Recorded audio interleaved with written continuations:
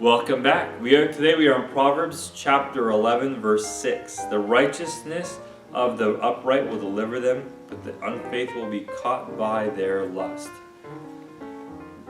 Everyone's going to be tempted in this life.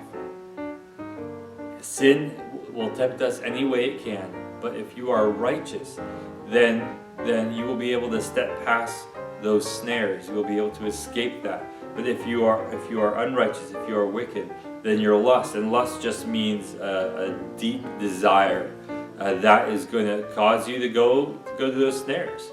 The same way, like let's say if a hungry dog sees food in the trap, it's going to get the food and get trapped. But if the dog is not hungry and it could pass it by, then it's more likely to avoid the trap. Verse 7 says, when the wicked man dies, his expectation will perish, but the hope of the unjust perishes.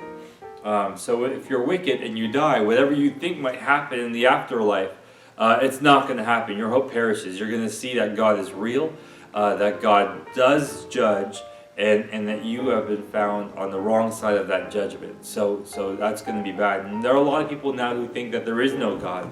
They think that when they die, that's it. Existence stops.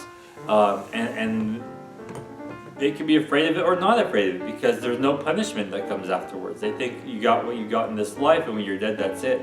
But guess what? They're wrong, and they're going to have to stand before the Lord and see that they're wrong one day. So better than that, before you get to that point, before you die, trust in the Lord and give your life to Him so that you can be saved. And on that day, He can say, well done, good and faithful servant, instead of get away from me, you wicked person, I never knew you.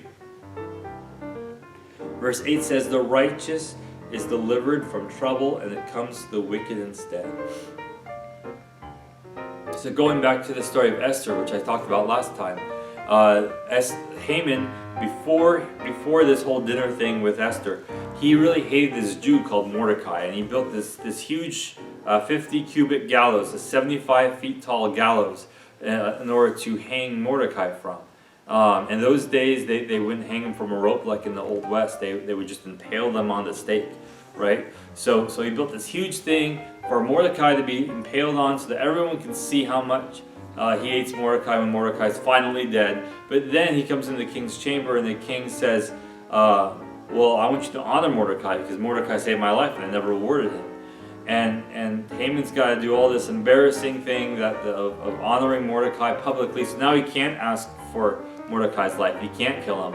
And then when Esther reveals Haman's plot, then Haman gets hanged on his own gallows that he intended for Mordecai. So the righteous is delivered, and it comes to the wicked instead. What he built for Mordecai, he dies on himself. Verse 9 says, the hypocrite with his mouth destroys his neighbor, but through knowledge the righteous will be delivered. A hypocrite is someone who says something and then does the opposite thing. Hypocrite comes from a word meaning to wear a mask. That's what they would call the actors of a play, because the actors in those days would just hold up a mask to be different people, because one actor was usually different people in the play. And that's where hypocrite comes from. And if you're a hypocrite, you destroy your neighbor. It's being dishonest. It's being foolish, and it hurts you and it hurts those around you. But it says a righteous person through knowledge will be delivered.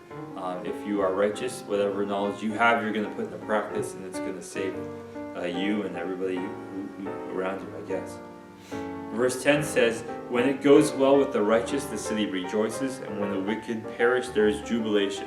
So when the righteous do well and everything goes well, they cheer. And when the wicked dies, they cheer as well. And think of Osama bin Laden when he was killed. People were dancing in the streets that we finally got him and stuff. And he was a wicked guy, and he was killed.